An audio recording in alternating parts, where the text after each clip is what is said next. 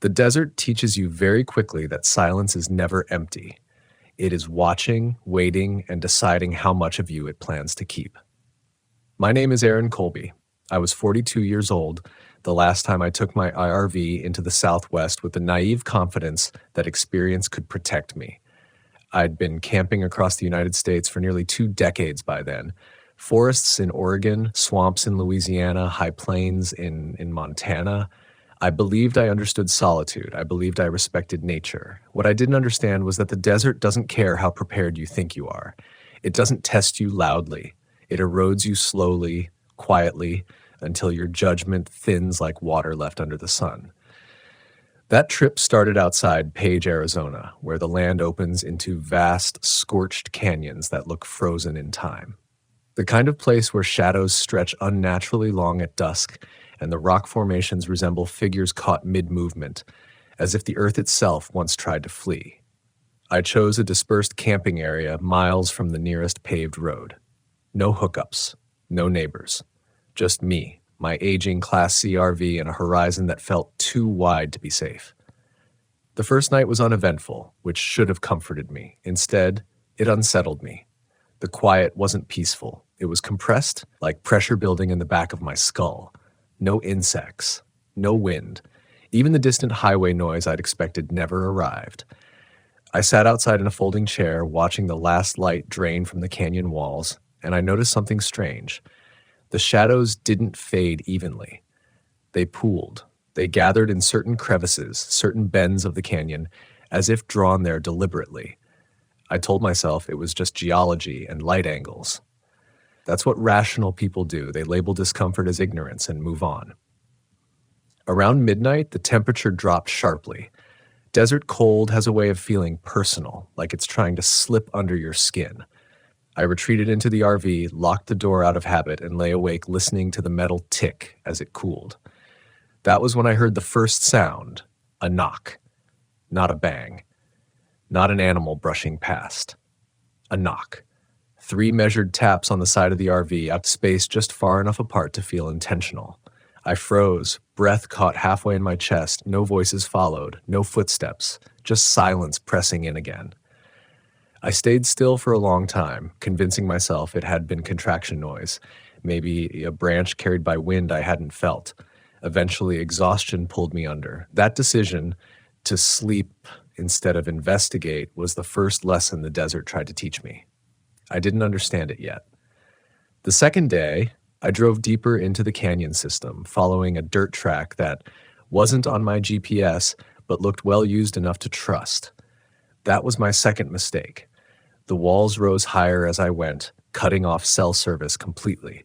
The sun beat down relentlessly, bleaching color from everything until even my thoughts felt washed out.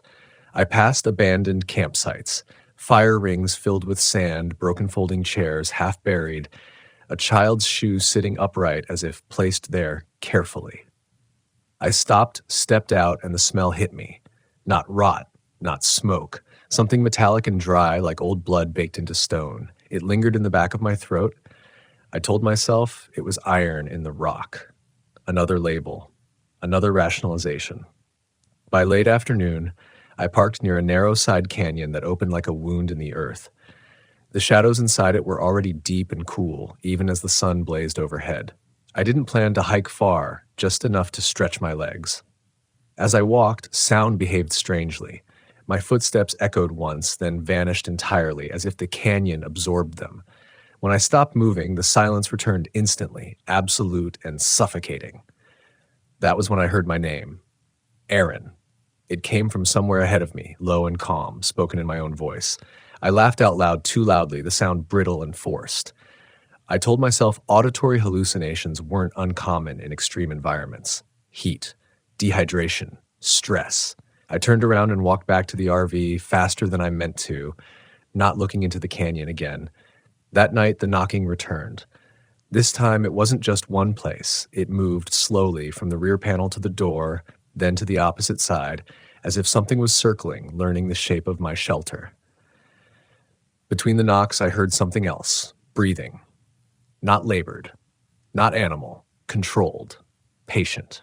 I sat with my back against the wall, Clutching a flashlight I never turned on. Turning it on would mean acknowledging whatever was outside. I wasn't ready for that. The knocking stopped just before dawn. When I finally stepped outside, I found footprints in the sand. Bare feet. Human. Leading away from the RV and into the side canyon. No prints approached the RV, only away from it. I packed up immediately. Fear sharpens focus, and for the first time on the trip, I listened to my instincts. I started the engine and followed the dirt track back the way I'd come, only to find it gone. Wind and drifting sand had erased it completely. Every direction looked the same. Canyon walls, endless sky, heat already rising. That was when panic set in. Not explosive, but creeping, corrosive. The kind that makes you question every decision you've ever made. I drove slowly, conserving fuel, watching the fuel gauge dip with agonizing inevitability. Hours passed. Shadows shifted. The smell returned, stronger now, seeping through the vents. Just as I began to consider abandoning the RV and walking, a thought that still chills me, I saw movement on a ridge ahead. A figure standing perfectly still, silhouetted against the sky. Too tall, too thin, watching. I honked the horn without thinking. The sound echoed once, then died. The figure didn't move, didn't react. I reversed, heart pounding, tires spinning in loose sand, and by sheer luck found a hard-packed stretch that led me back toward the main road. I didn't stop until I reached a populated campground miles away, surrounded by other RVs, other people, other noise. Only then did my hands start shaking. I left the Southwest the next morning. I learned something out there, something I carry with me every time I camp now. Some places don't want witnesses. They don't announce danger. They invite you in gently, strip away your certainty, and wait for you to make the wrong choice. The desert doesn't chase you. It convinces you to stay. And if you don't listen, if you ignore that quiet voice telling you something is wrong, it will let you disappear without a sound. I didn't talk about what happened for a long time after that, not because I thought people wouldn't believe me, but because saying it out loud gave it shape, and I was afraid that if I gave it shape, it would remember me more clearly. I sold that RV within a month, told myself I was done with desert camping for good. Forests felt safer, mountains felt honest, but fear doesn't disappear just because you change scenery. It adapts, it waits. And about 3 years later, it followed me back into the Southwest under the disguise of confidence and unfinished business. By then I was 45, living in Flagstaff, working remotely, telling myself I'd grown wiser, I'd learned lessons, hadn't I? Stay in marked campgrounds. Keep radios on. Trust your gut. I convinced myself that what happened near Page was a perfect storm of isolation and arrogance, not something inherent to the land itself. That belief lasted until I met Caleb and Marissa. They were parked 2 sites down from me at a small, officially designated campground near the Utah-Arizona border. Mid-30s, rented Class B van, clearly new to long-term RV travel. Friendly in that open, eager way people are before the road teaches them restraint. We shared coffee one morning, talked routes and weather, traded warnings about sketchy roads. When I mentioned I planned to avoid deeper canyon areas, Marissa laughed lightly and said they were headed exactly there. "There's this place locals won't shut up about," she said.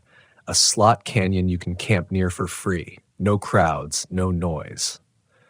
The word free should have been the warning. So should the way Caleb avoided my eyes when she said it, like part of him already regretted agreeing. I didn't tell them my story. That's something I regret more than I like to admit. Instead, I gave vague advice about staying visible, keeping schedules tight. They thanked me, waved, and drove off toward the same empty horizon I'd once trusted. 3 days later, their site was still empty. No van, no note, just tire tracks leading out of the campground and not returning. I told myself they'd moved on early. Travelers do that, but that night, as the temperature dropped and the campground settled into uneasy quiet, I heard it again, the knock. 3 taps, measured, familiar. This time it came from my own RV door. I didn't answer. I didn't move. I watched the handle through the dark, waiting for it to turn. It never did. Instead, I heard footsteps retreating, slow and unhurried, crunching gravel until they faded into nothing. The next morning, I drove to the ranger station, filed what I told myself was a casual inquiry.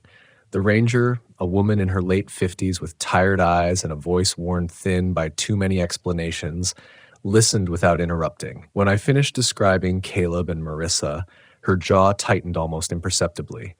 "You're the third person this year to ask about a missing couple in that area," she said. "Different names, same description, same route." Search teams were dispatched. I volunteered, partly out of guilt, partly because some part of me needed to know. We followed tire tracks into terrain that felt increasingly wrong. Narrow canyons where sunlight barely touched the ground, that walls close enough to scrape shoulders, air that smelled stale despite the open sky above. We found the van on the second day. It was parked neatly, almost respectfully, near a dry wash.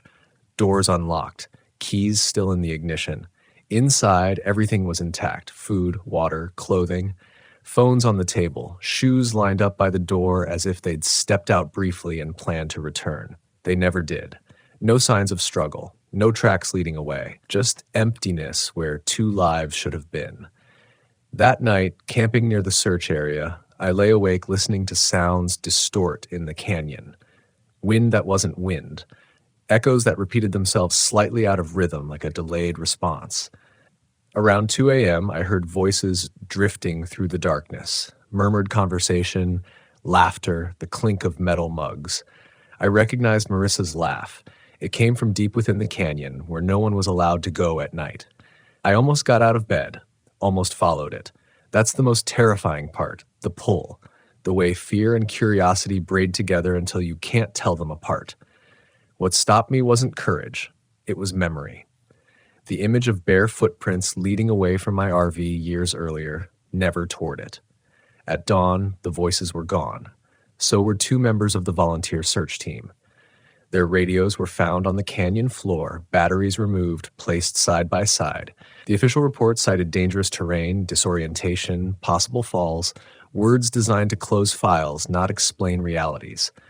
The search was called off a week later. Families were notified. Lives moved on, as they always do. I stayed one extra night, alone, parked where the canyon mouth yawned like an open throat. I don't know why. Maybe I wanted closure. Maybe I wanted proof that what I feared was real. Just before sunrise, I heard footsteps approach. Slow, bare. I watched shadows stretch across the sand, elongating unnaturally as they neared the RV. A shape stopped just outside my door. I could smell that metallic dryness again, stronger than ever. "Aaron," my voice whispered from the other side. "You can still help." My hand hovered over the door latch. Every instinct screamed no, but another voice, quieter, insidious, told me this was my chance to make things right. Then the sun crested the canyon wall. The shadow vanished instantly, as if cut away. The smell dissipated. Silence rushed back in, heavy and complete. I left within minutes. I don't camp near slot canyons anymore. I don't chase solitude the way I used to. I choose places with noise, with people, with imperfect stillness. Because I've learned that absolute quiet isn't peace, it's invitation. The Southwest is beautiful, it's vast, it's honest in a way few places are. But some parts of it don't just exist. They observe, they remember. And if you wander too far, too confident, too eager to be alone, they will offer you exactly what you think you want, and then they will keep you. I tried to convince myself that leaving was enough, that distance alone could thin the memory until it stopped breathing down my neck. For a while it worked. Months passed, then a year. I stayed north, hugged tree lines and elevation, camped where the night carried insects and wind and the reassuring, imperfect noise of life. I told myself I was done chasing the edge of emptiness. But the truth about people like me, people who live on the road long enough, is that we don't just travel through places. We let them write on us. And once something has written on you deeply enough, it doesn't matter how far you drive. It knows the shape of your thoughts. It knows how to call you back. The last time it happened, I was 47 and cutting through New Mexico in late October, chasing mild weather before winter closed in. I hadn't planned to stop. That was important to me later. The fact that I didn't seek it out. I was low on fuel, Daylight was fading faster than expected, and the nearest campground marked on my map was a small BLM area tucked near a series of unnamed canyons southwest of Chaco Canyon. I told myself one night wouldn't hurt. The land there felt older than anything I'd camped on before.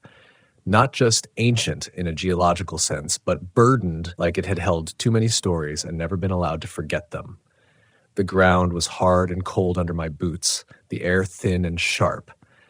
As the sun dropped, the temperature followed quickly, dragging my breath into shallow, visible plumes.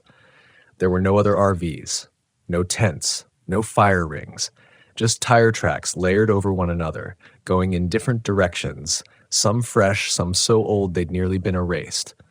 That should have been enough for me to turn around.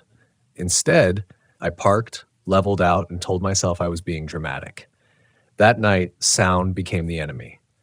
The desert didn't stay quiet the way it had before. It whispered constantly, a low, shifting murmur that never resolved into anything recognizable. When I focused on it, it seemed to retreat. When I relaxed, it grew louder, closer, like someone leaning in to speak just under the threshold of comprehension. Sometime after midnight, the temperature dropped so fast it woke me. My RV creaked in protest. That's when I noticed the smell, dust and iron again, but layered now with something else, something faintly sweet and rotten, like vegetation decaying where no vegetation should exist. I sat up, heart already accelerating, and listened. Footsteps circled the RV, slow, bare, deliberate. They stopped by the driver's side window. I didn't look.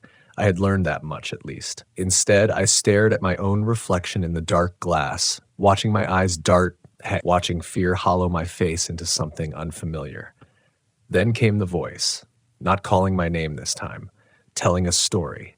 It spoke calmly, patiently, describing a man who loved the road because it made him feel untethered, a man who believed movement could outrun memory, a man who mistook isolation for freedom. Every detail was correct, every regret, every lie I'd told myself since Page, since Flagstaff, since I chose silence over warning others. "You're tired," the voice said softly. "You don't have to keep leaving." The door handle twitched once. I didn't scream. I didn't reach for a weapon. I reached for the keys. The engine struggled to turn over, coughing weakly, as if the cold had thickened the fuel. Outside, the footsteps retreated a few paces, then stopped, waiting, listening. I tried again. The engine caught. The knock came immediately. 3 sharp taps, harder than before, impatient now. The RV rocked slightly, as if something leaned its weight against it. I didn't bother leveling blocks. I didn't check mirrors. I threw it into gear and drove, tires spitting gravel, headlights slicing through darkness that seemed to resist the light. The murmuring rose into a chorus behind me, voices overlapping, familiar and unfamiliar, layered thick with longing. The road twisted through low canyons, walls closing in. At one point, my headlights caught movement ahead, figures standing just off the road, watching me pass. They didn't chase. They never chase. They don't need to. The moment I reached the highway, the sound cut off completely. No fading, no echo, just absence. I pulled over miles later and vomited into the dirt, hands shaking so badly I had to sit down. When I finally looked at my phone, I saw I had signal again. Notifications flooded in. Missed messages, weather alerts, ordinary life forcing its way back into focus. One message stood out. A news alert from earlier that day. Another couple missing. RV last seen entering a remote desert camping area in northwest New Mexico. I don't know what lives in those canyons. I don't know if it's one thing or many, or something shaped by the loneliness we bring with us. I only know this. It learns. It studies who we are and what we lack. It waits for the ones who believe they can handle being alone. That's the lesson I carry now, the one I offer without drama or exaggeration. The road is honest, but it is not kind. Solitude is powerful, but it is not neutral. And some landscapes don't just test your survival skills, they test your willingness to listen when your instincts beg you to leave. If you camp in the desert, respect it. If something feels wrong, don't argue with it. Don't rationalize. Don't wait for proof. Because the Southwest doesn't need to trap you. All it has to do is invite you to stay. The night I crossed the vanishing point, the forest didn't announce itself with noise, but with absence. My name is Marcus Hale. I was 39 that autumn, and I believed I understood roads the way sailors understand tides. I had spent years moving between states in my old Volkswagen Westphalia, a faded blue box with a pop top that sighed when it opened, a vehicle that had listened to more confessions than most people ever would. I trusted it. I trusted maps.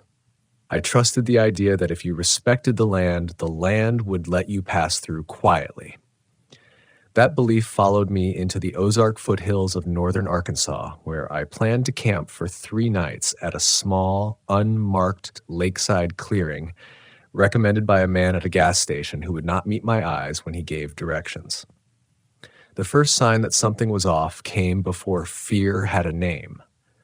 The road narrowed into a strip of cracked asphalt that felt less like a path and more like a suggestion. Trees leaned inward, not dramatically, but with a tired patience, as if they had been waiting a long time for something to return.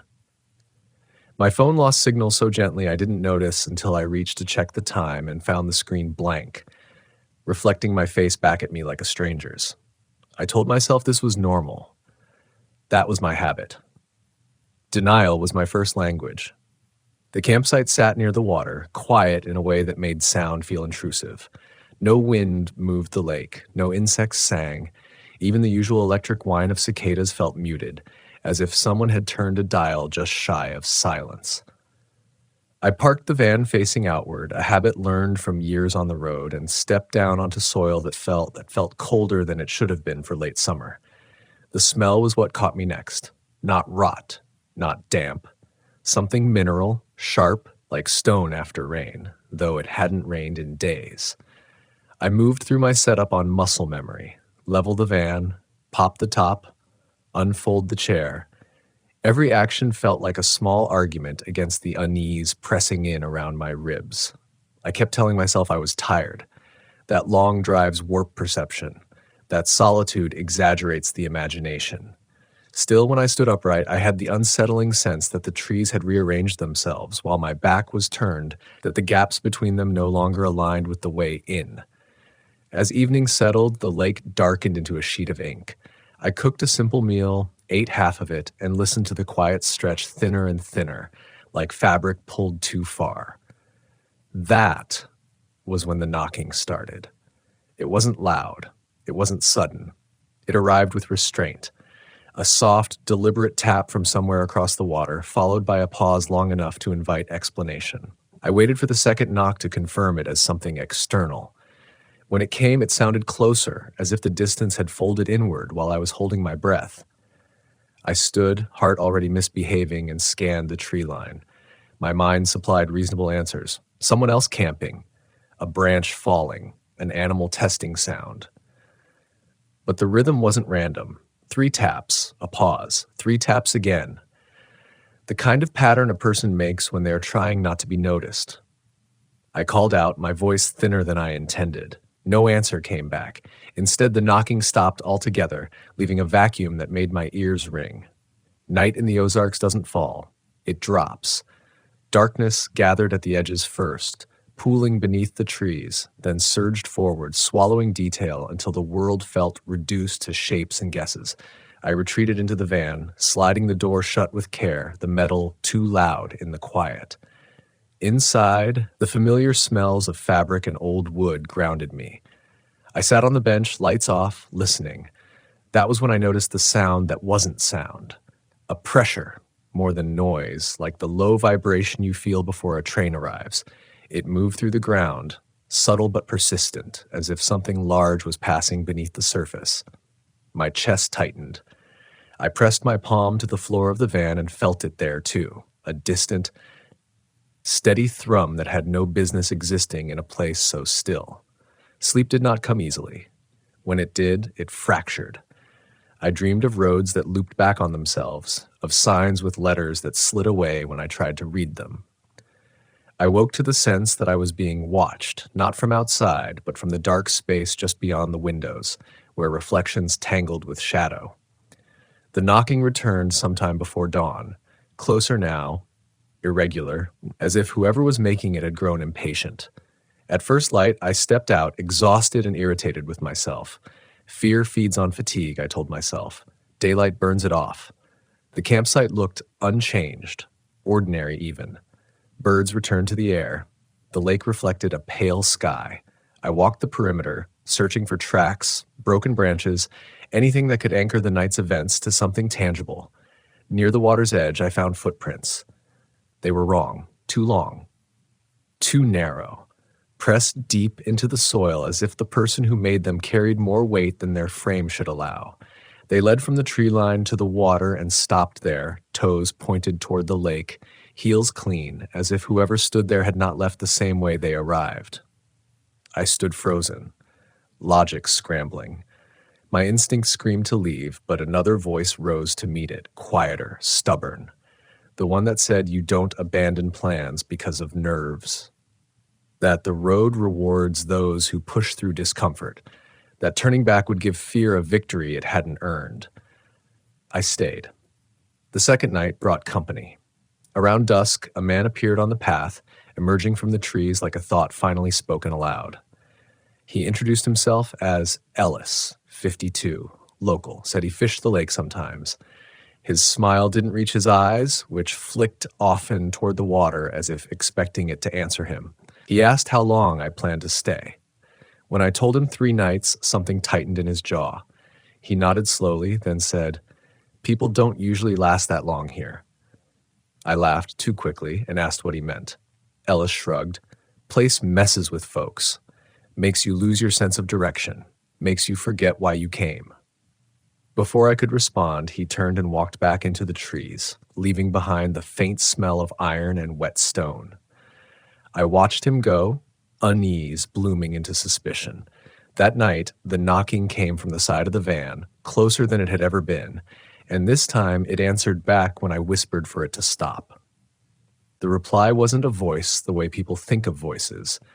It carried no words, no breath, no shape I could describe afterward with confidence.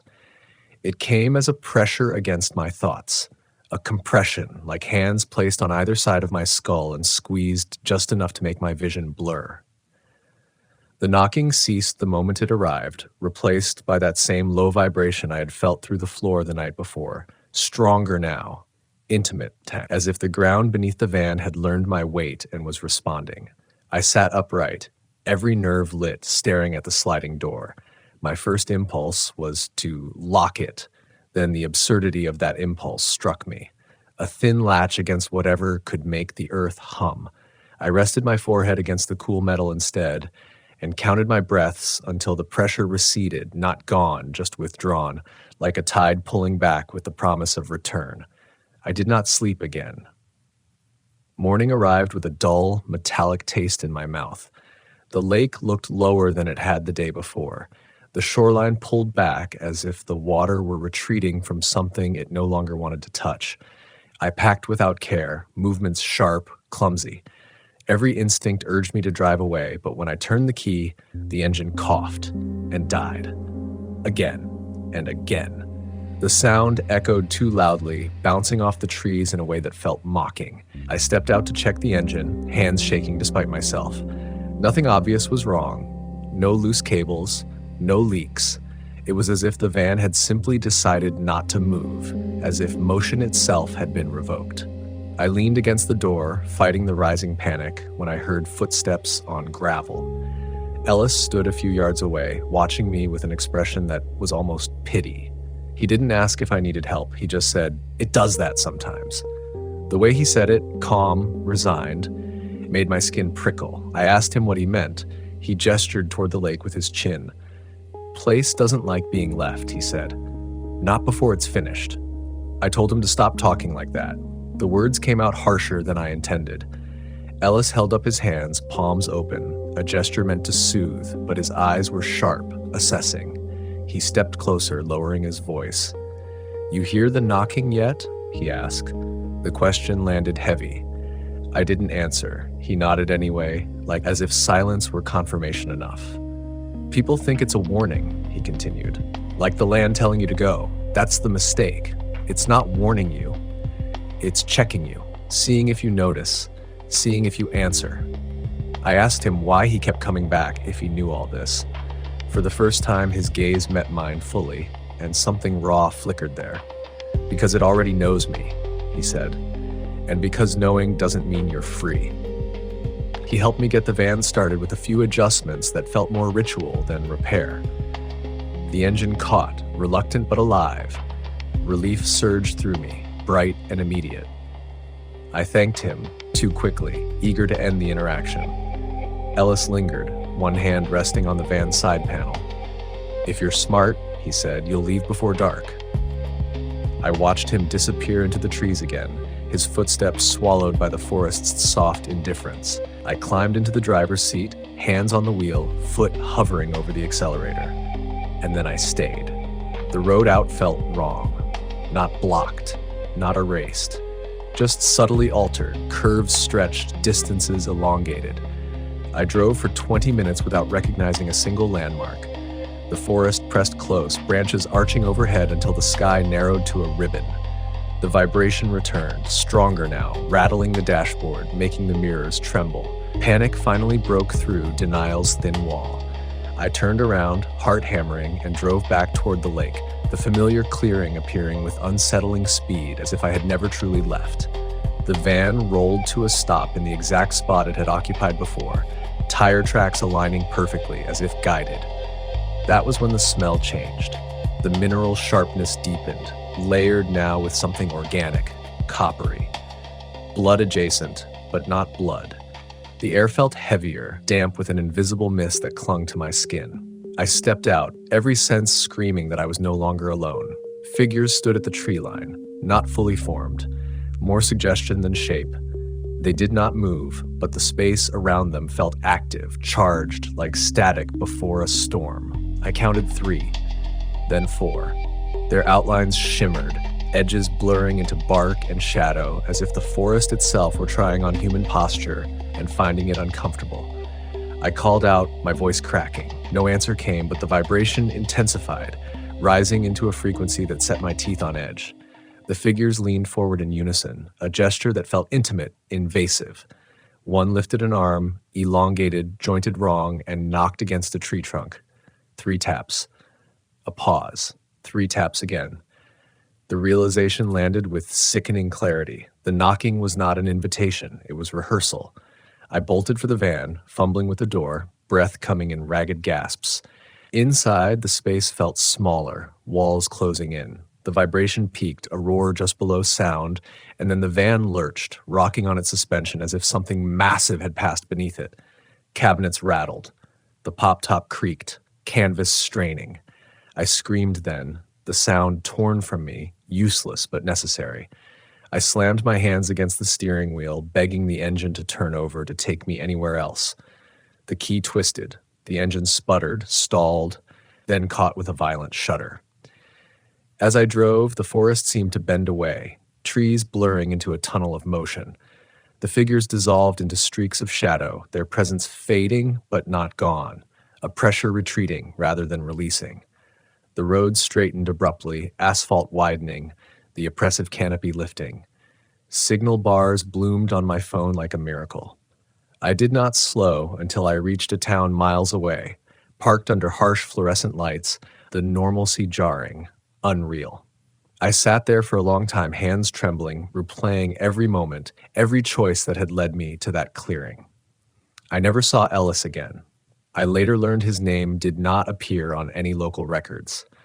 The campsite, when I searched for it online, did not exist.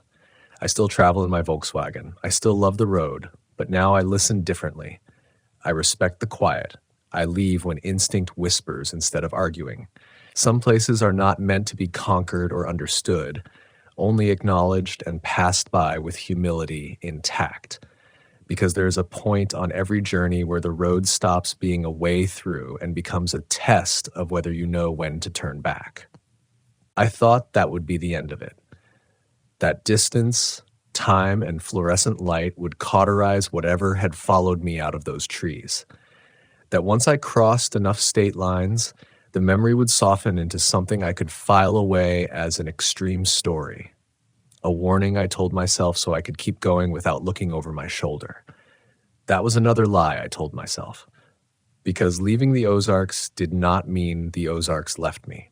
The first sign came weeks later in New Mexico, parked outside a high desert campground where the air smelled of dust and sage, sharp and honest. I woke before dawn to a familiar sensation. Not fear, exactly. Pressure. The same low vibration, faint but unmistakable, threading up through the tires into the chassis, settling behind my eyes like a held breath. There was no lake, no forest pressing in, just open land and stars thinning into morning. And yet, my body reacted the same way, heart racing, skin tight, instinct screaming that I was being evaluated again. That was when I finally understood the real lesson of that place. It was never about geography. I started paying closer attention to myself after that. Not the van, not the maps. Me. The way I pushed through exhaustion because I didn't want to adjust a plan. The way I dismissed unease as weakness. The way I treated solitude like armor instead of exposure.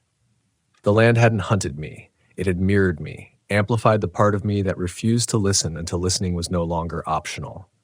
On another trip, months later, I camped near the edge of the Badlands, a place that wears its danger openly. Wind howled all night, rattling the van, scraping sand along the paint like fingernails. I didn't sleep much, but the fear was different. Honest, expected. When morning came, I felt intact. That contrast stayed with me. The truly dangerous places don't announce themselves with teeth and claws. They whisper. They wait. They let you convince yourself you're in control while quietly testing how well you can recognize when you are not. I began leaving campsites earlier than planned, turning around when roads felt wrong instead of pushing through to prove something to myself, talking to locals longer, listening to what they didn't say as much as what they did. I stopped chasing isolation for its own sake and started choosing presence, awareness, humility. The van changed too, or maybe my relationship with it did. It stopped being a shield and became a partner again. I maintained it obsessively, listened to its sounds, respected its limits. When it refused to start once outside Flagstaff, I didn't curse it. I waited. I checked in with myself. The refusal felt mechanical, not metaphysical. The difference mattered. Sometimes, late at night, when the road hums just right and the stars feel too close, I still think about the footprints by the lake, about the way they stopped at the water's edge, as if whatever made them didn't need to leave the way it arrived. I think about Ellis, or whatever he was, and the weight behind his words. Knowing doesn't mean you're free. I don't believe the land wants to hurt us. I believe it wants to be acknowledged on its own terms. And when we fail to do that, when we barrel through with arrogance disguised as adventure, it has ways of reminding us how small we really are. Fear, I've learned, isn't the enemy. It's a signal flare. Ignore it long enough, and something else answers instead. I still camp. I still chase quiet places. But now I understand that the real vanishing point isn't a clearing on a map or a road that loops back on itself. It's the moment you disappear from your own awareness, when you stop listening, stop respecting the subtle alarms built into you.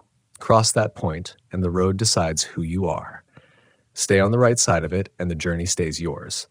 And every time I shut off the engine at a new campsite, before I step out into the dark, I pause. I listen. Not for knocking, not for vibrations. For myself. I didn't plan to stop near Mount Shasta. That's the first thing I keep telling myself, like intent matters after the fact. I was driving north in my old Volkswagen Rialta, late afternoon bleeding into that thin orange hour where the light feels tired. I'd been on the road since Bakersfield, chasing distance more than destination. The dash clock had stopped somewhere outside Red Bluff, frozen at 3:17, and I didn't bother fixing it. There's a point on long drives where time feels optional. The road sign said last services 27 miles. Under it, smaller, newer, bolted crooked. Rest area. Open. I remember thinking the word open looked wrong, like it was facing me instead of the road. The GPS lagged when I turned off the highway. The voice repeated itself. correcting, then correcting the correction. Finally, it went silent altogether, screen dimming until my reflection replaced the map. I told myself that was normal. Shasta does that to signals. Everyone says so. The access road narrowed faster than expected. Pines closed in, tall and uneven, their tops cutting into the sky like broken teeth. The smell changed too, not forest fresh, not sap or wet earth, but something dry and mineral, like hot dust and old paper. A sign appeared out of the trees. Trinity Pass Rest Area, no overnight camping. Below that, hanging by one bent chain, was a green exit sign, the kind you see in movie theaters or hospitals, white lettering, a running figure, but the arrow pointed inward, toward the trees, toward the lot. I slowed almost to a stop. My first instinct was that it had been knocked loose, spun around by weather or vandalism. Still, the sight of it sent a quiet unease through me, like walking into a room where a conversation just ended. I should have turned around. The lot was empty except for one pickup truck parked far from the bathrooms. No lights on, no movement. The restrooms themselves were concrete blocks, doors painted a sickly brown. One flickering sodium lamp buzzed overhead, attracting nothing. No insects, no sound but wind through branches and the ticking of my engine cooling. I parked anyway. The quiet felt padded, like sound had to travel through fabric before reaching me. When I shut the door, the slam didn't echo. It just stopped. I told myself I'd stretch my legs, use the restroom, maybe make a sandwich, then push on. I didn't plan to stay. I never planned to stay in places like that.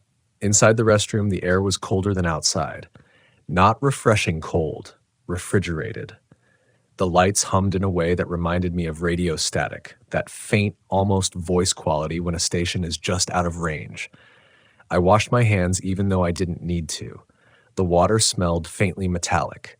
When I looked up, my reflection lagged by a fraction of a second. I blinked hard, it snapped back into place. Back at the RV, I noticed something else, the exit sign. From where I stood now, it wasn't visible. The angle should have let me see it through the trees, but there was only darkness there, thicker than the surrounding forest. I took a few steps to the left. Nothing. To the right. Still nothing. Only when I walked closer to the entrance road did it reappear, hanging exactly where it had been before, arrow still pointing inward. I laughed, short and forced. "Get a grip," I said out loud, and the sound of my own voice startled me. Inside the Rialta, I locked the doors out of habit. I made a sandwich and ate it standing up because sitting felt wrong, like committing to something. The wind picked up, threading through the roof vent, producing a low, uneven whistle. It almost sounded like breathing. That was when I noticed the smell again.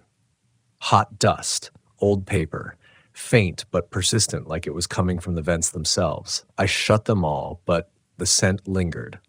I checked my phone, no signal. Not even emergency bars. I opened a cached map instead, scrolling back to see the access road. It wasn't there. The highway was, the forest roads branching off it were, but the narrow spur that led to Trinity Pass Rest Area simply didn't exist on the screen. I zoomed out, then in. Same result. I told myself maps miss things. I told myself I was tired. I told myself I would leave in 10 minutes. 10 minutes passed without me noticing. The static started then. Not loud, not dramatic, just a faint crackle like AM radio bleed, threading through the walls. I shut off the engine. It continued. I turned off the house battery. Still there. The sound seemed to come from everywhere and nowhere, rising and falling, shaping itself into patterns that almost resembled words. I caught myself leaning forward, listening. A knock came from the outside of the RV. 3 taps, evenly spaced, too evenly spaced. I froze, every muscle locked. Another knock followed. Same rhythm, same pressure, not urgent, not aggressive, just expectant. I waited for a voice. Park ranger, maintenance, anything. Nothing came. Finally, I cracked the window an inch. "Yeah?" I said, hating how small my voice sounded. A man stood outside, older, late 50s maybe, wearing a faded jacket with a forestry patch that looked outdated.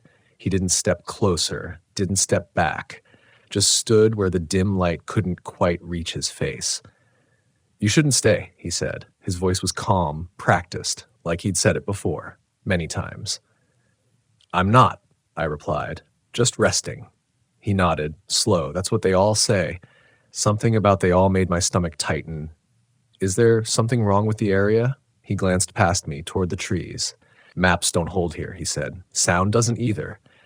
If you hear something that feels familiar, don't answer it. A pause. And if you see the exit sign, he added, don't follow it. My mouth had gone dry. The green one? He looked at me then, really looked. For the first time, his expression shifted. Not fear, recognition. So it's facing inward again, he said quietly. Before I could ask what that meant, the static surged, a sudden burst that made me flinch. When I looked back, the man was already walking away, boots silent on gravel. Hey! I called. He didn't turn around. I locked the window and backed away from it, heart pounding. Through the windshield, I saw him pause at the edge of the lot, near where the trees thickened unnaturally.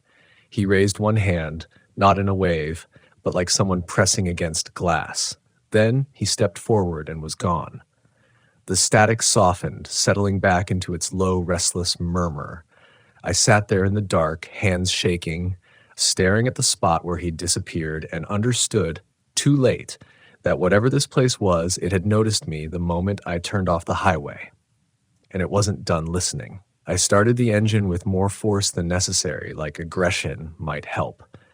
The headlights cut across the lot, flattening shadows, but the trees beyond refused to fully reveal themselves. They absorbed light instead of reflecting it, the way fog does when it's too thick to argue with. I shifted into drive. The RV didn't move. For half a second, I thought I'd stalled, but the engine was running fine, tack steady. I pressed the gas a little harder. Tires spun, gravel popped, but the Rialta stayed put, rocking gently as if held in place by something soft but firm beneath it. I eased off, heart hammering. Okay, I whispered. Okay. I tried reverse. Nothing. That was when the sound changed. The static that had been a background irritant sharpened, resolving into a narrow band of noise that slid left to right inside my skull. It wasn't coming from the radio. I'd already pulled the fuse. It felt closer than sound should be, like pressure behind my eyes. Then underneath it, something else emerged. A rhythm. Not knocking this time. Not exactly. More like footsteps, but too slow, too evenly spaced, circling the RV at a distance I couldn't judge. Gravel crunched, then stopped. Leaves whispered. The rhythm resumed. I flicked on the exterior lights. Nothing was there. The lot was empty. The pickup truck I'd seen earlier was gone. No tire tracks, no engine noise fading into the trees. Just absence, arranged neatly where something should have been. I forced myself to breathe. In through the nose. Out through the mouth. Ground yourself. That's what my therapist used to say, back when I still admitted I needed one.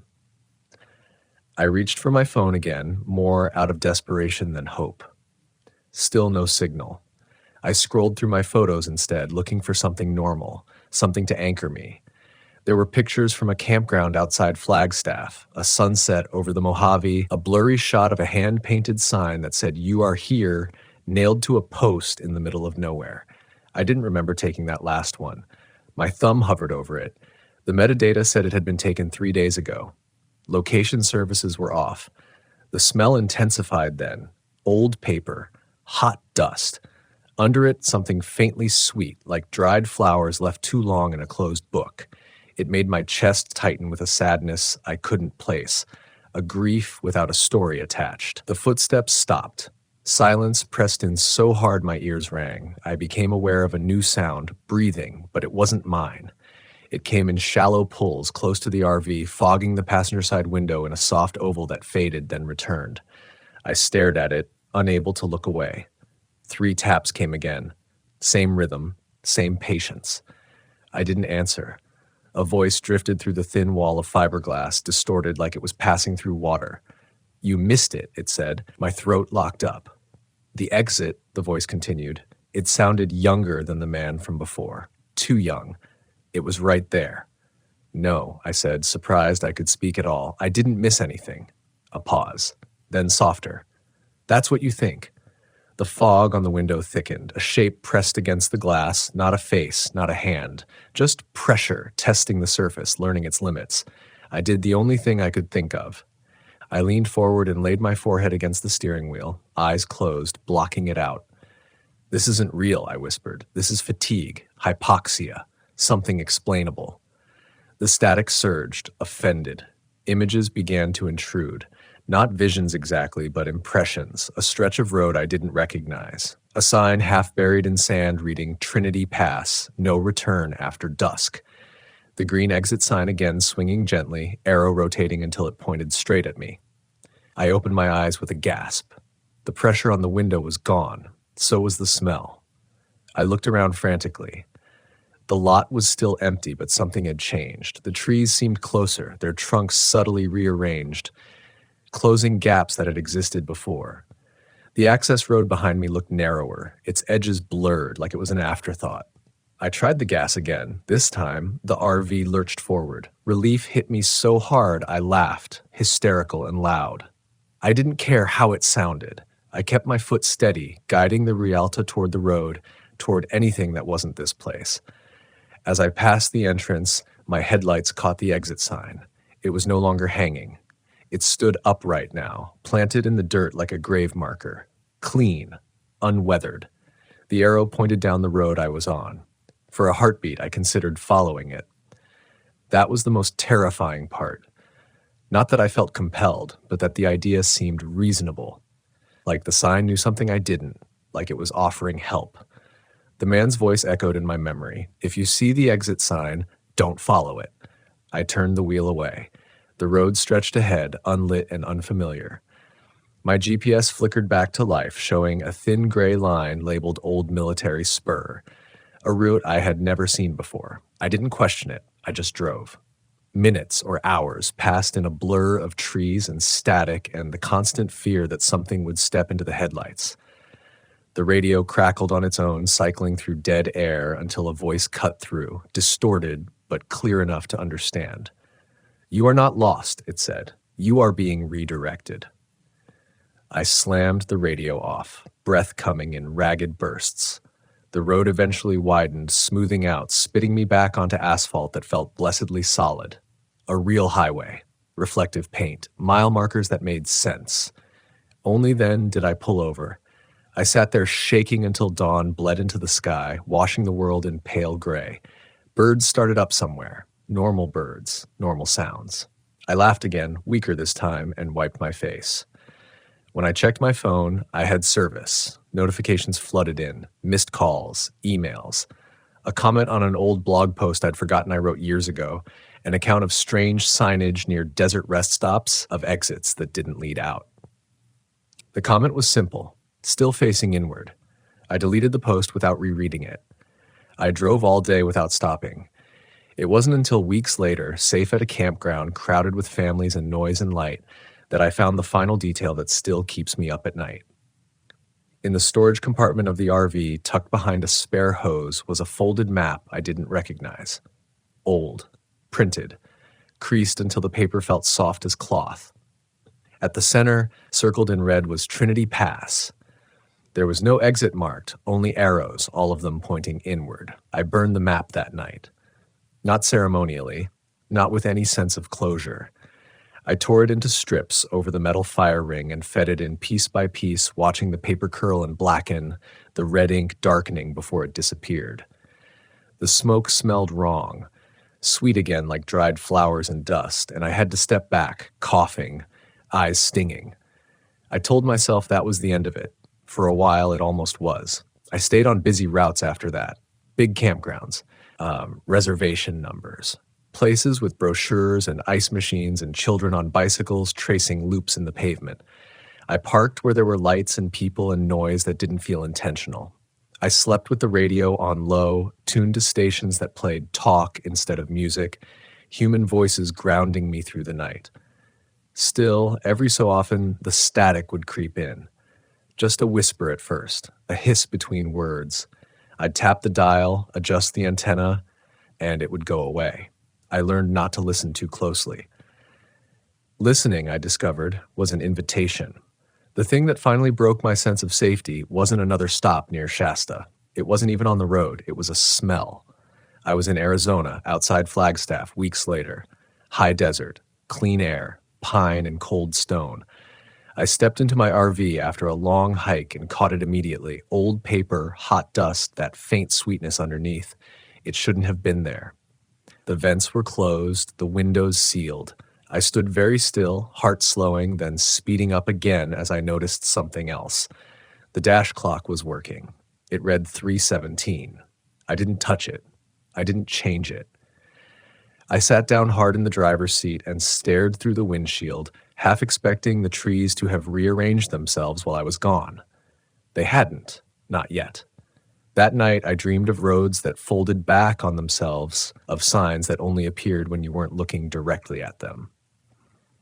I dreamed of the man in the outdated forestry jacket, his face still blurred, his mouth moving without sound. When I woke up, the radio was on, static, low and steady.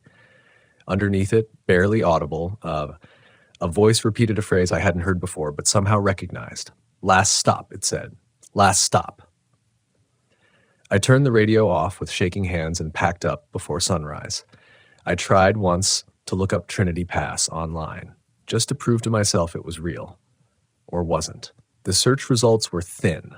A few hiking forums with broken links, a cached page from an old USFS document that cut off mid-sentence, a personal blog now deleted, quoted on an archive site, the author speculating about directional anomalies near Mount Shasta, about signage that contradicted itself. The author's username caught my eye. It was mine. The post dated back years, was written in a voice I recognized but didn't remember using. At the bottom, the comments were gone, rewritten, scrubbed, except for one line, preserved in a screenshot someone had shared elsewhere. If you hear something that feels familiar, don't answer it. I closed the laptop and didn't open it again for days. What scares me most now isn't the memory of Trinity Pass itself. It's how easily it fits into the world when I'm looking straight at it.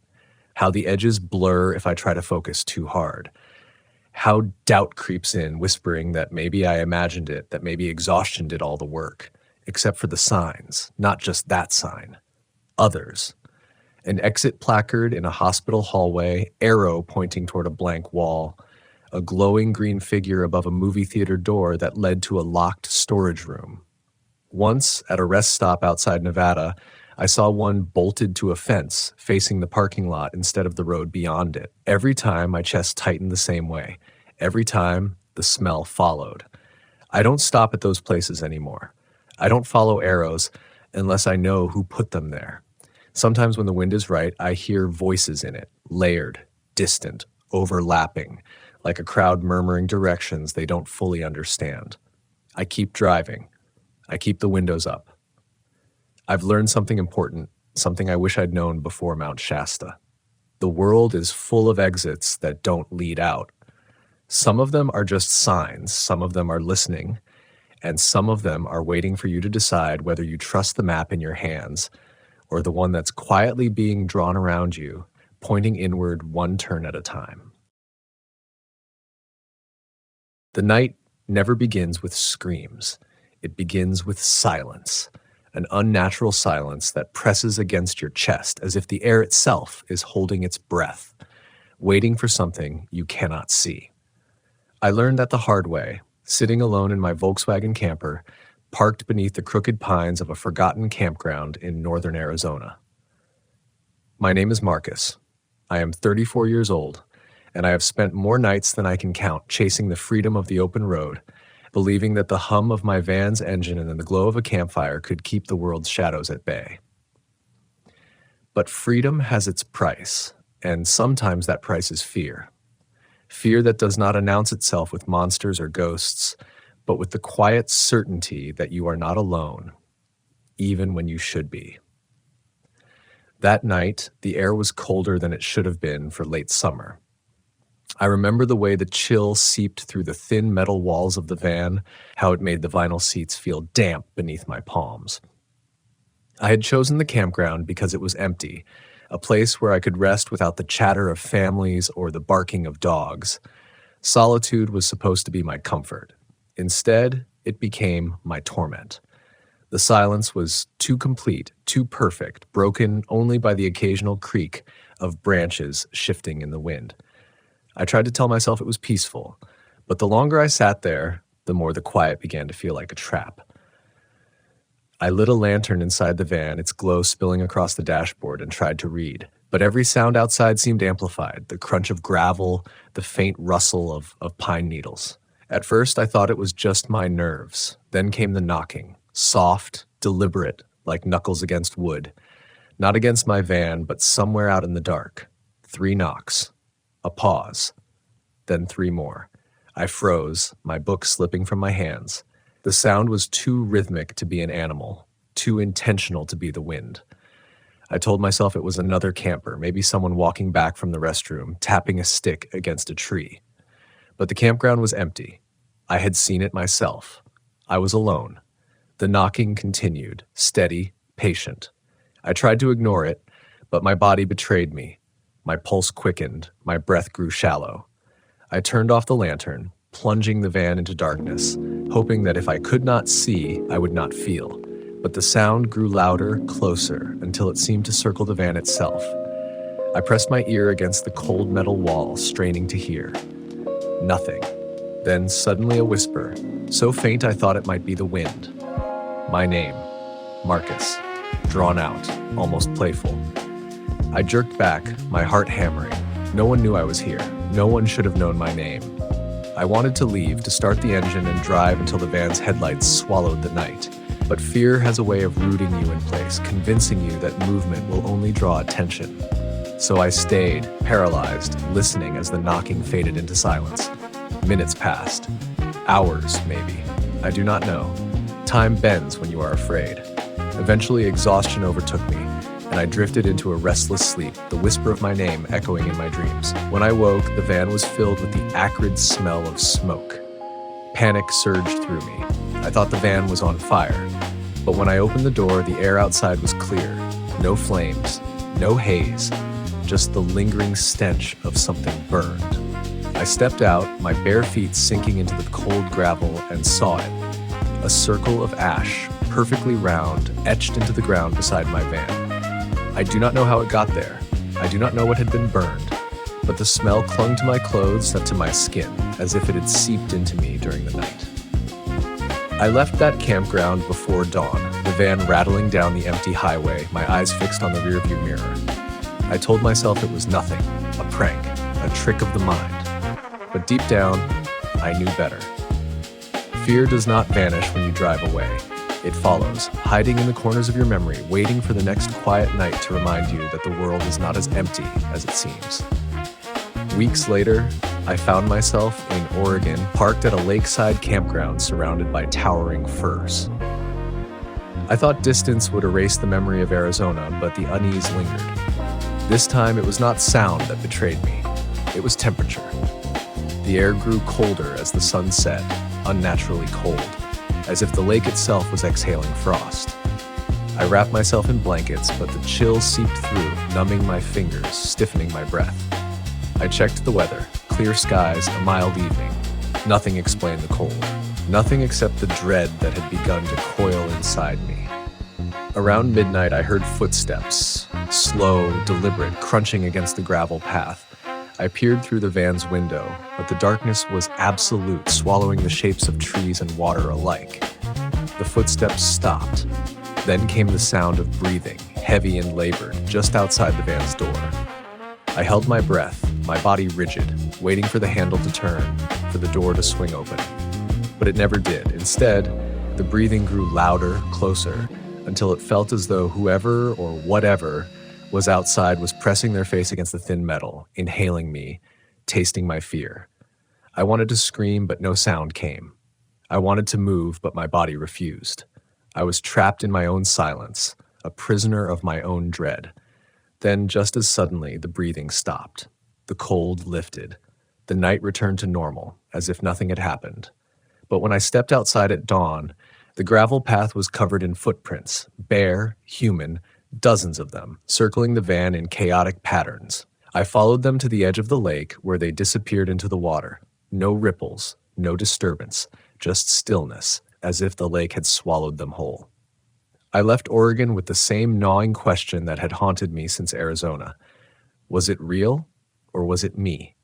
Was the fear born from the world or from my own mind? I wanted to believe it was imagination, that solitude had twisted my senses, but the footprints were real. The ash was real, and denial only carries you so far before truth demands to be faced. By the time I reached Montana, I was no longer seeking freedom. I was seeking answers. I camped at a remote site near the base of the Bitterroot Mountains, a place where the air smelled of pine resin and the ground was littered with fallen needles. I thought the mountains might offer clarity, a reminder of the world's vastness, its indifference to my fears. Instead, they offered me another nightmare. This time, it was smell that betrayed me. A stench, foul and metallic like rust, mixed with decay. It seeped into the van, coating my tongue, burning my throat. I searched for its source, but found nothing. No dead animal, no rotting wood. Just the smell, thick and suffocating, as if the earth itself was exhaling rot.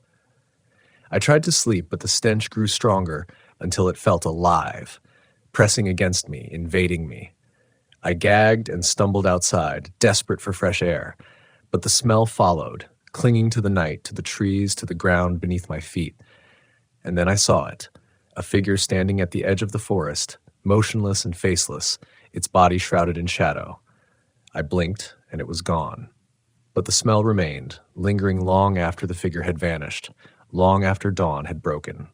I do not know what I saw in Montana. I do not know what I heard in Oregon, or what whispered my name in Arizona. But I know this: the road is not empty. The campgrounds are not silent, and the night is never finished. It waits, patient and unyielding, for those of us who dare to chase freedom in the hollow shell of a Volkswagen van. It waits to remind us that solitude is never truly ours, that the world holds secrets we are not meant to understand. The road carried me east, but fear carried me deeper. By the time I reached South Dakota, I began to wonder if the van itself was cursed, if the steel shell I trusted to protect me had become a vessel for something I could not name. I parked at a small campground near the Badlands, a place where the earth itself seemed torn open, jagged and raw, as if the land had been clawed by unseen hands. The horizon stretched endlessly, but the openness did not comfort me. It exposed me. It made me feel watched. That night, the wind howled across the plains, rattling the van's windows and shaking its frame. I tried to sleep, but the sound was relentless, a low moan that seemed to carry voices within it. At first, I thought it was my imagination, the way fear twists ordinary sounds into threats. Then I heard laughter, faint, distant, carried on the wind. Children's laughter. High-pitched, playful, impossible. My stomach knotted. There were no children here, no families. Just me, alone in the hollow of the Badlands. The laughter grew louder, circling the van, rising and falling with the gusts. I pressed my hands against my ears, but it seeped through, filling my head, echoing in my chest. I shouted into the night, demanding it stop, but the wind swallowed my voice. Then, suddenly, silence. The laughter vanished. The wind stilled. The world held its breath. And in that silence, I heard it, a knock. Not against the van, not against the earth, but against the glass of the window beside my bed. A single sharp knock. I turned, heart pounding, and saw nothing. Just darkness. Just emptiness. But the glass was cold, colder than ice, as if something had pressed against it, leaving its chill behind. I did not sleep that night. I sat upright, the lantern burning, my eyes fixed on the window, waiting for another knock that never came. When dawn broke, I stepped outside, the dry earth crunching beneath my boots. The van's windows were smeared with handprints, small, childlike, dozens of them overlapping, pressed into the glass as if a crowd had gathered during the night to peer inside. My breath caught. I touched the glass, but the prints were not dirt or dust. They were oily, greasy, clinging to the surface like residue from skin. I scrubbed them clean, but the feeling lingered, the certainty that I had been watched, studied, chosen. I left South Dakota with those prints burned into my memory, each one a reminder that the night does not forget. By the time I reached Colorado, I was unraveling. I parked at a mountain campground surrounded by towering peaks and dense forests. I thought the altitude might clear my head, that the thin air might strip away the weight of fear. Instead, it suffocated me. The forest pressed close, its shadows thick, its silence heavy. I lit a fire, hoping its warmth would anchor me, but the flame sputtered, weak as if the wood itself resisted burning. That night, sound betrayed me again. Not laughter, not knocking, whispers, dozens of them, overlapping, weaving through the trees, carried on the wind. I could not make out the words, but the tone was unmistakable, mocking, taunting, cruel. I stepped outside, the firelight flickering against the van's metal, and listened. The whispers grew louder, surrounding me, pressing in from every direction. I shouted, demanding they reveal themselves, but the forest remained empty. Then suddenly the whispers stopped. Silence. And in that silence, a single voice, clear and sharp, cut through. Leave. I froze, my breath caught in my throat. The word echoed, bouncing off the trees, sinking into the earth. Leave. I stumbled back into the van, slammed the door, locked it, though I knew locks meant nothing against voices. I sat there, trembling, waiting for the word to return. It did not. The night passed in silence, broken only by the crackle of the dying fire. When dawn came, I stepped outside, desperate for proof that I was not losing my mind. I found it. Carved into the bark of the trees surrounding the van, the word repeated dozens of times, etched deep, raw, fresh. Leave. A command, a warning, a threat.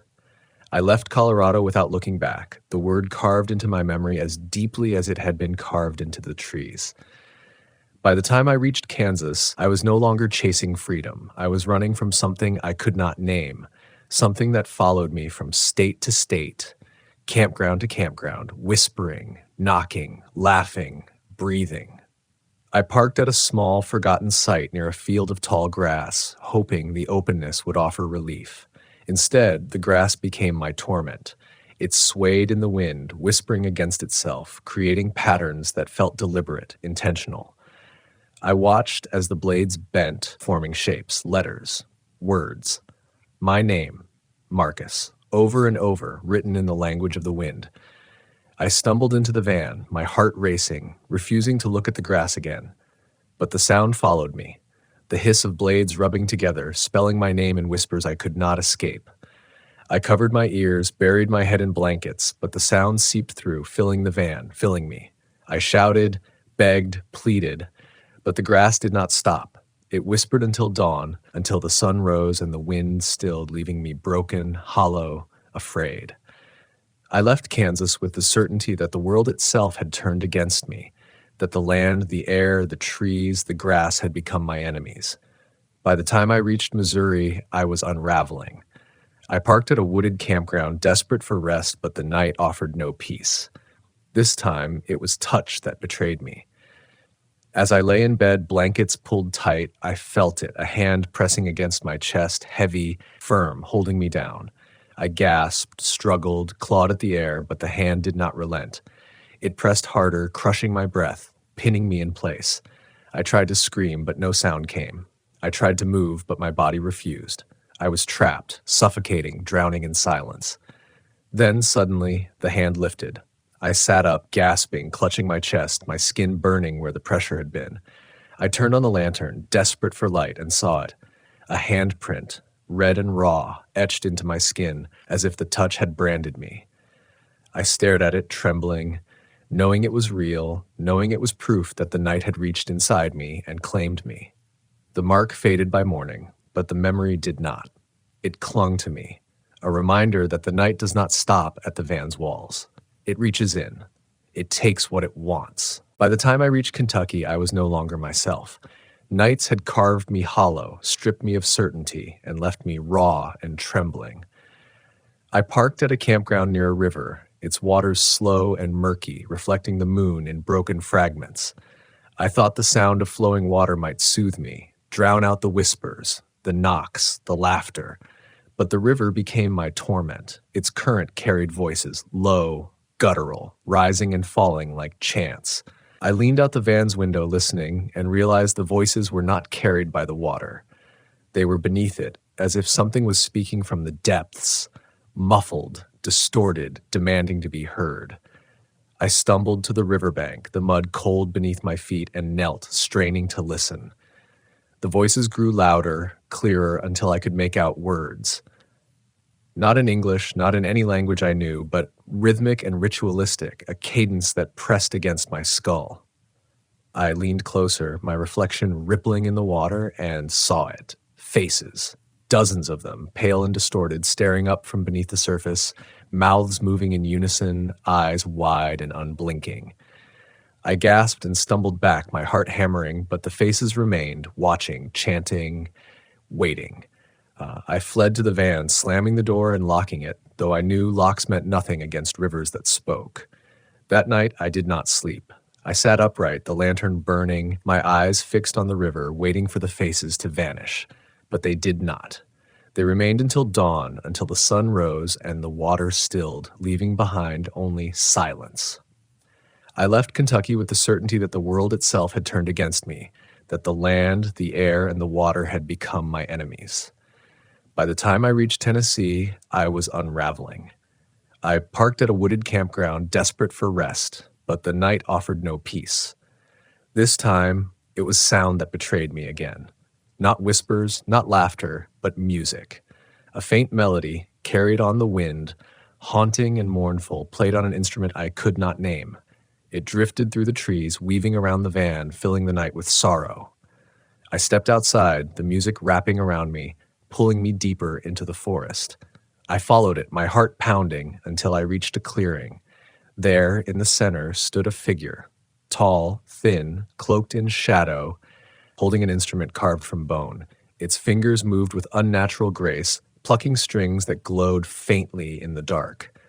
The melody rose, filling the clearing, pressing against me, pulling me closer.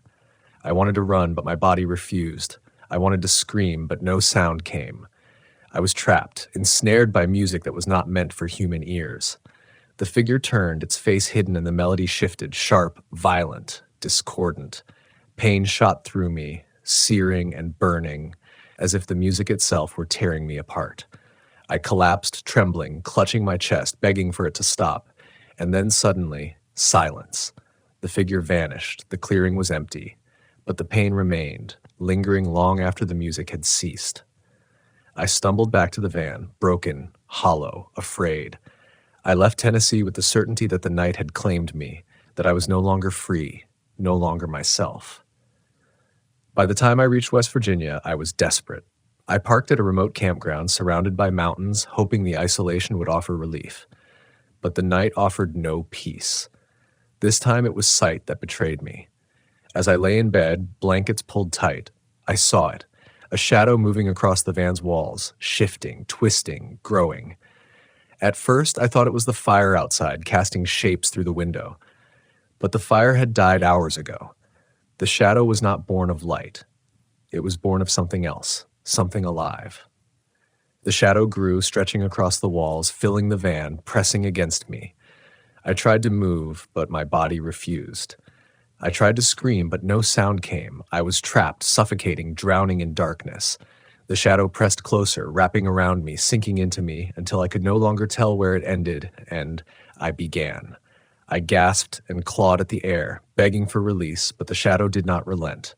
It consumed me, swallowed me, claimed me. And then, suddenly, silence. The shadow vanished. The van was empty, but I was not. I was changed. I was marked. I was no longer myself. I fled West Virginia, the van rattling down the empty highway, my eyes fixed on the rearview mirror.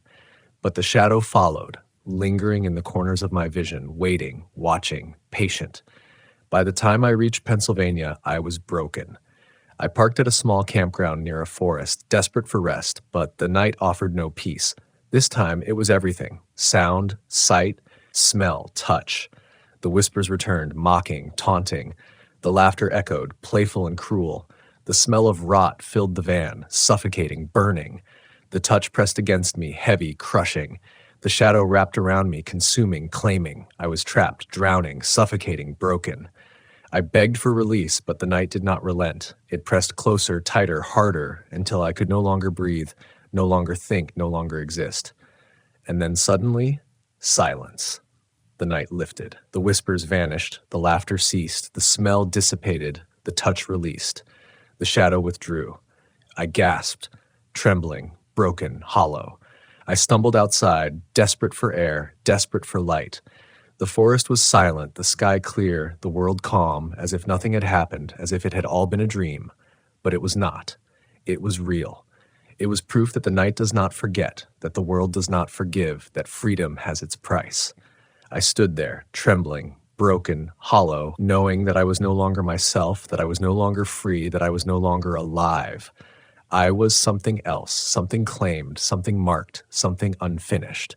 And that is the truth of the road, the truth of the night, the truth of the Volkswagen van. Freedom is not free. Solitude is not safe. The world is not empty. The night is never finished. It waits, patient and unyielding, for those of us who dare to chase freedom in the hollow shell of a van. It waits to remind us that solitude is never truly ours, that the world holds secrets we are not meant to understand. It waits to claim us, to mark us, to break us. And when it does, there is no escape, no release, no end. Only unfinished nightmares, lingering, haunting, waiting. Waiting for the next night, waiting for the next breath, waiting for the next soul foolish enough to believe that the road is theirs. The road does not just take you places. It strips you down until there is nothing left but the rhythm of the tires and the weight of your own thoughts.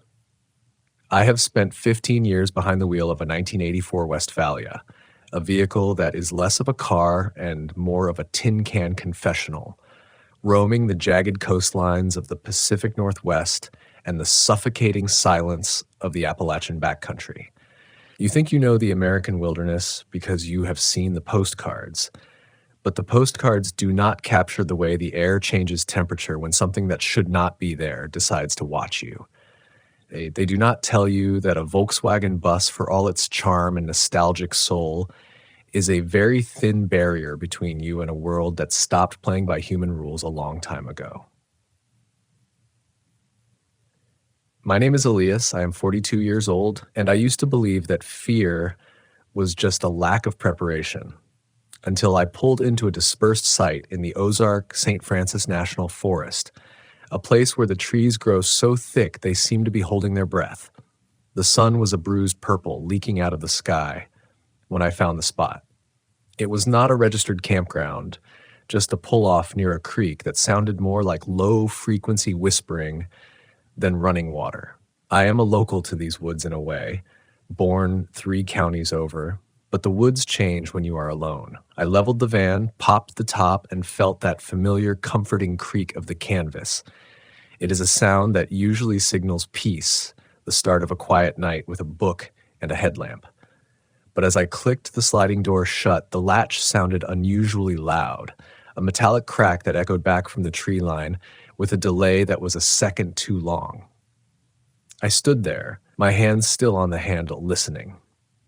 The forest was dead silent. No crickets, no owls, no wind, just the smell of wet earth and something else, something metallic like a penny on your tongue. I told myself it was the humidity. I told myself that at 42 I was too old to be afraid of the dark, yet I found myself checking the locks on a door that is mostly glass and thin aluminum.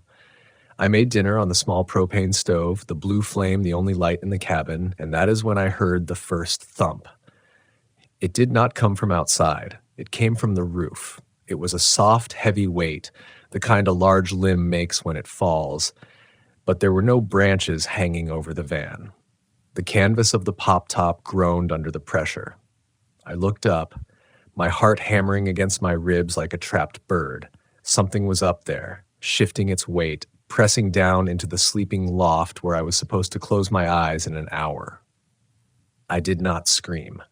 You do not scream when the dread is that heavy. You just freeze, hoping your lack of movement makes you invisible. I grabbed my heavy mag light, my fingers slick with a cold sweat that felt like oil.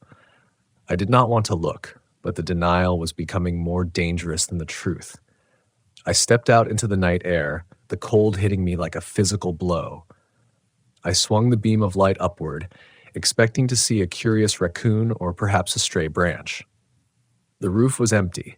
The white fiberglass shell was clean, reflecting the light back at me.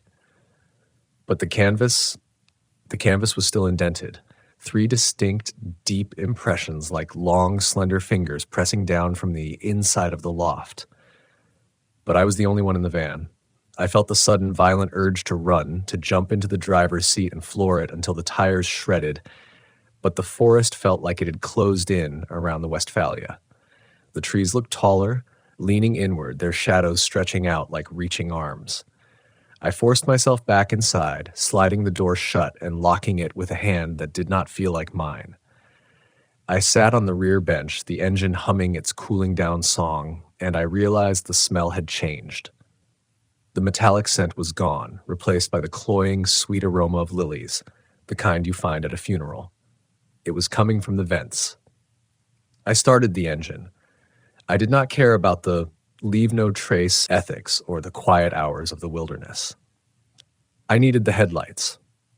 As the high beams cut through the black, they hit a figure standing 30 feet away, right in the middle of the dirt track I had used to get in. It was a man, or at least it had the proportions of one, wearing a faded flannel shirt that looked remarkably like the one I was wearing. He was not moving. He was just standing there, his head tilted at an angle that should have snapped his neck, staring at the van. His eyes did not reflect the light. They were just 2 holes of deeper shadow. I shifted into first gear, my foot shaking on the clutch, and that was when it started to mimic the sound of my van's engine. A low, guttural rattle that rose in pitch exactly as I revved the motor. It was not a human voice. It was a recording, a perfect, vibrating recreation of the Volkswagen's air-cooled heart.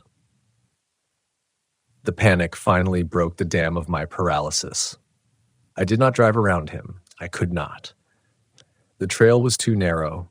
I put the van in reverse, the backup lights illuminating the swirling dust and the wall of green behind me.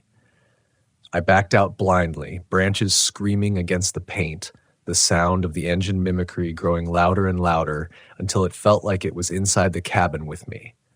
I did not stop until I hit the main forest road, my tires spitting gravel as I fishtailed toward the highway. I drove for 3 hours, never looking in the rearview mirror, terrified that I would see those finger indents appearing on the ceiling again. When the sun finally rose over a gas station in a town I did not recognize, I sat in the driver's seat and cried. Not out of sadness, but out of the sheer, terrifying realization of how close I had come to being another unexplained disappearance. I looked in the back of the van, and there, on the floorboard, was a single lily. Fresh. Vibrant. That night changed how I move through this world. I still camp. I still love the freedom of the Volkswagen life, but I no longer ignore the quiet. If the birds stop singing, I leave. If the air smells like a funeral, I do not set up camp. We are guests in these places, and some parts of the American wilderness are still claimed by things that remember the world before we arrived. I learned that your gut instinct is a survival tool more important than any GPS or satellite phone. If you feel watched, you are. If you feel hunted, it is because you have already been found.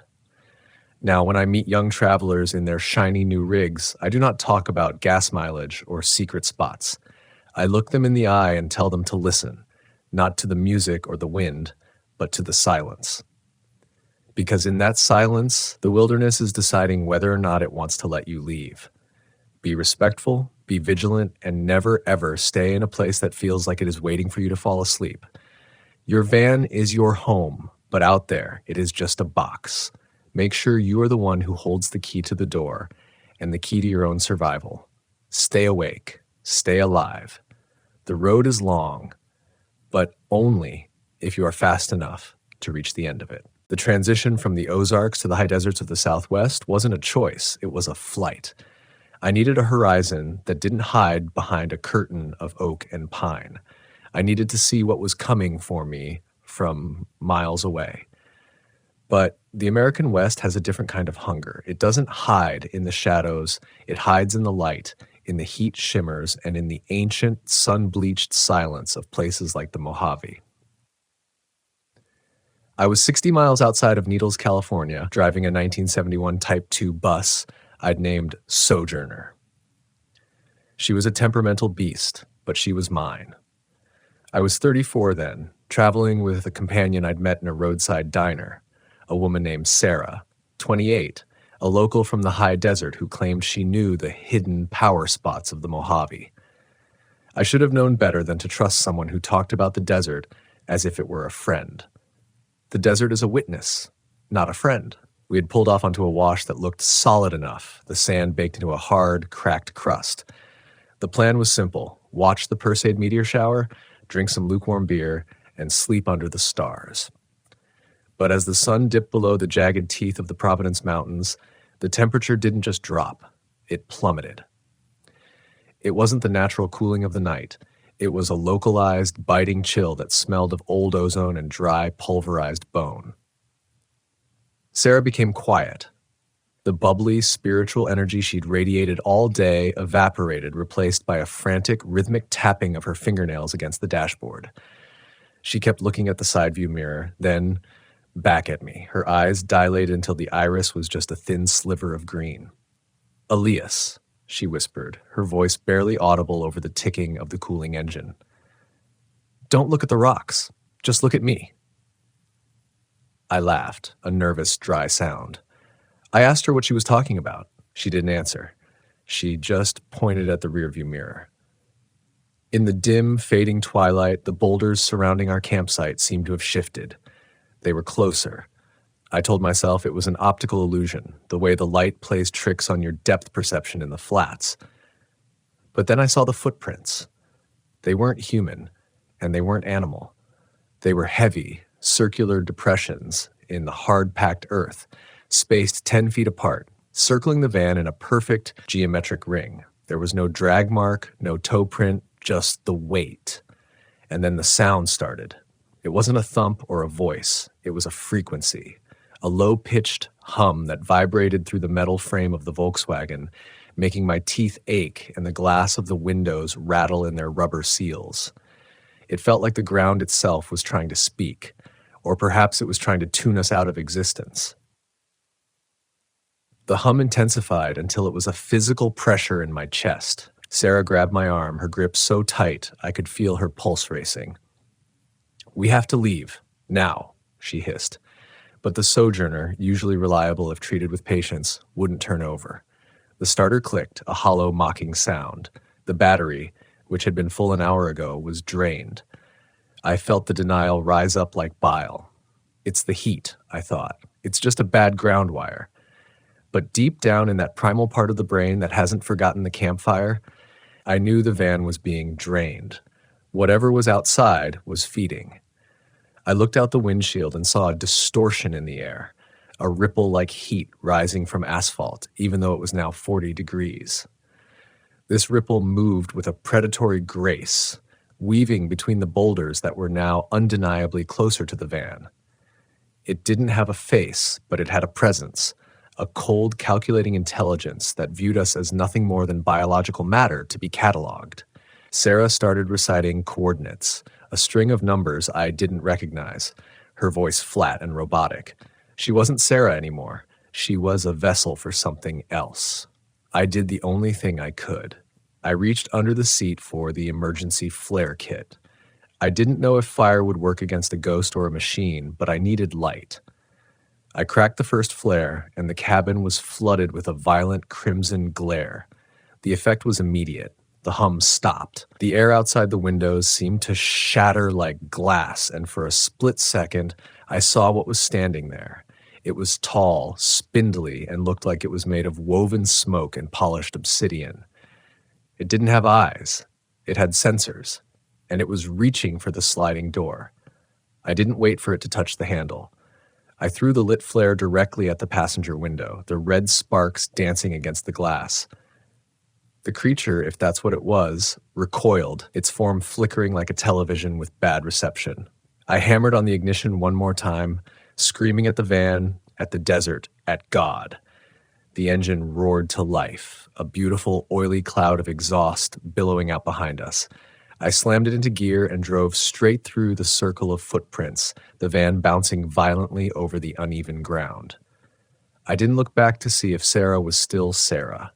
I just drove until the sun hit the horizon. We didn't speak for the next 100 miles. When I finally pulled into a diner in Barstow, Sarah got out of the van, looked at me with eyes that seemed decades older, and simply walked away. I never saw her again. I spent the next week stripping the Sojourner down to the frame. I found things I couldn't explain. Tiny, microscopic etchings on the inside of the engine block, patterns that looked like star charts. My battery was permanently warped, the lead plates inside melted into a single solid mass even though it had never overheated. That experience taught me the second great lesson of the Volkswagen life. The vehicle is your sanctuary, but it is also a magnet. These vans have a soul, a resonance that draws things in. Whether it's the curiosity of a stranger or the hunger of something much older, you are never truly alone on the road. I learned to carry more than just spare parts. I carry salt, I carry sage, and I carry the understanding that some places in this country are thin. The veil between what we know and what we fear is worn down in the quiet corners of the map.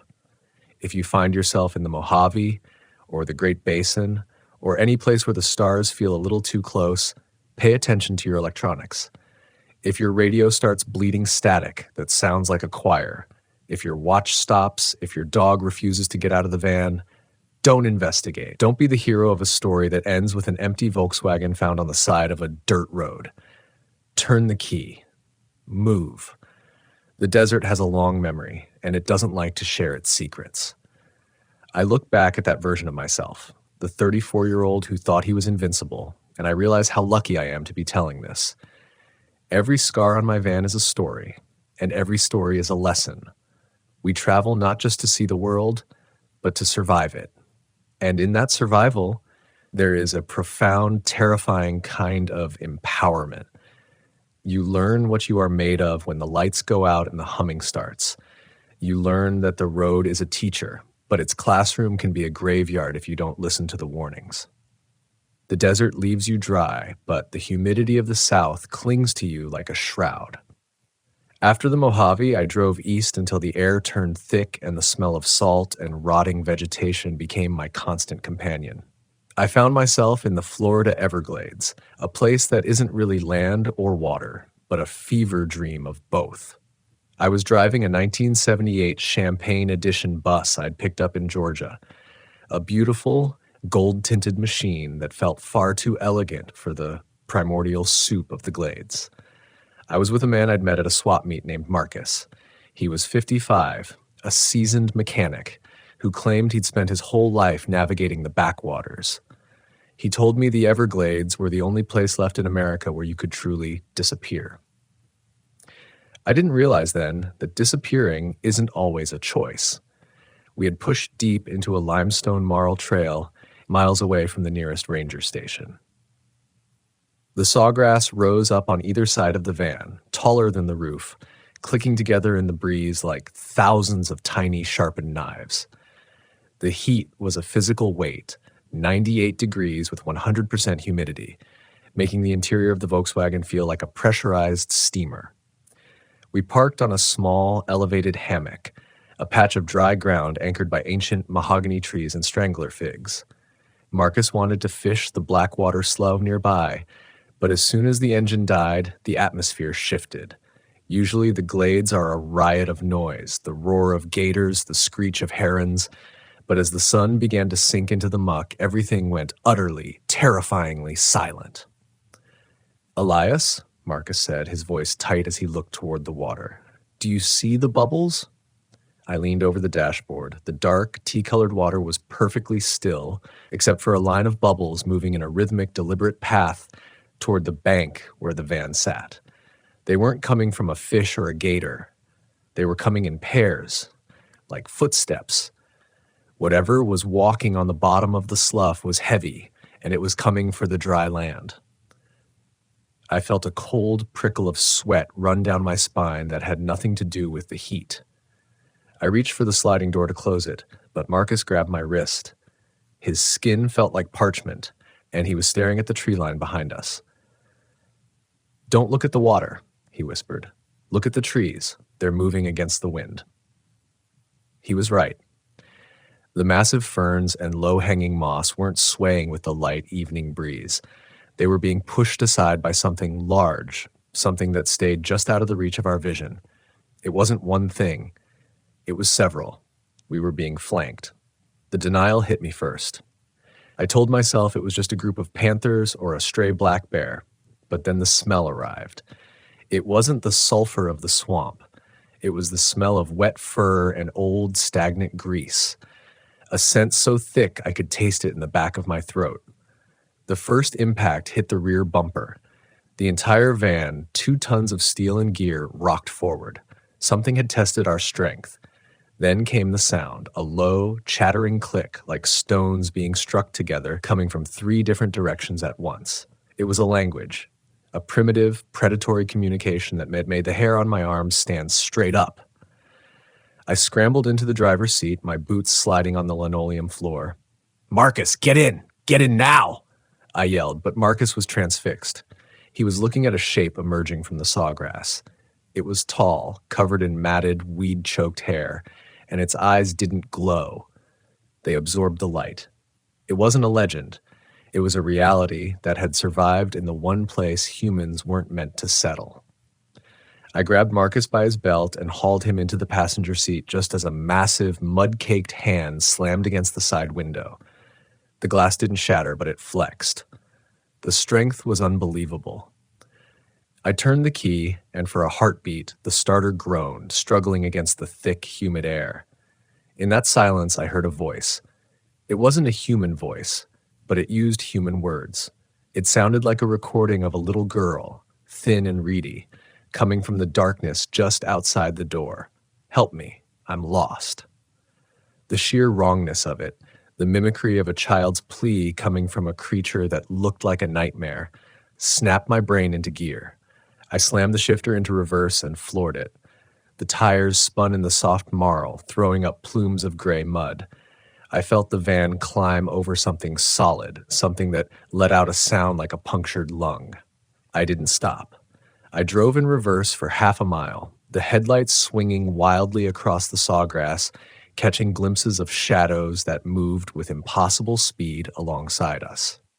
When we finally reached the paved road, the sun was long gone, and the moon was a sliver of bone in the sky. We didn't stop until we hit a bright, fluorescent-lit gas station in Homestead. Under the harsh lights, we saw the damage. The side of the Champagne edition was dented with the clear impressions of 4 oversized fingers. But it was the window that made my blood run cold. There, in the condensation on the glass, was a handprint. Not from the outside, but from the inside. Marcus didn't say a word. He got into his own truck, which he'd left at the trailhead entrance, and drove away. I sat there in the van, the engine idling, the hum of the air-cooled motor the only thing keeping me grounded. I realized then that the wilderness doesn't just watch you. Sometimes it tries to get inside you. It tests the seams of your reality, looking for a way to break the seal. That night in the Everglades taught me the final, most crucial lesson of my years on the road. Your vehicle is a vessel, not just for your body, but for your soul. You have to keep it whole. You have to be the master of your space. I learned that there are things in this country, ancient, hungry things, that use our own empathy and our own voices against us. They mimic what we love to lure us into the dark. I don't go into the deep swamps anymore. I stay where the ground is solid and the air is clear. But even now, when I'm parked in a quiet campground in the Rockies or along the coast of Maine, I find myself checking the windows for handprints. I listen to the birds, and if they go silent, I don't wait to find out why. I've learned to trust the fear. Fear isn't a weakness. It's a compass. It's the only thing that tells you when the world you know is ending and a different, darker world is beginning. You who live the van life, you who seek the freedom of the open road, remember that freedom comes with a price. The price is eternal vigilance. Don't let the beauty of the landscape blind you to the shadows it casts. Be the one who drives away. Be the one who survives to tell the story, because the road is a long, winding line through the unknown, and your job is to make sure you're the one who decides where it ends. Stay sharp, stay safe, and never, ever answer a voice in the woods that sounds like someone you know. The humidity of the South stayed in the upholstery of the van for months, a damp reminder of the things that hide in the dark, but eventually I felt the pull of the West again. I needed the salt air of the Pacific, the rugged, vertical reality of the Oregon coast. I thought the ocean would be different. I thought the constant roar of the surf would drown out the whispers, providing a white noise that could mask the things my mind would not let me forget. I was 45 now, traveling in a 1982 Vanagon diesel, slow, loud, and steady. I was alone this time. After the Glades, it was hard to find people who looked at a map and saw adventure instead of a graveyard. I found a spot north of Gold Beach, a jagged cliffside pull-off that sat 300 feet above the churning gray of the Pacific. The fog was rolling in, a thick white wall that erased the horizon and turned the world into a series of silhouettes. It was the kind of fog that felt sentient, dampening the sound of the waves until the ocean sounded like a heartbeat thumping against the rocks below. I leveled the van, but as I stepped out to check the chocks, I realized I could not see my own feet. The world had become a void of gray mist and the smell of ancient salt and cold iron. I retreated inside, sliding the heavy door shut.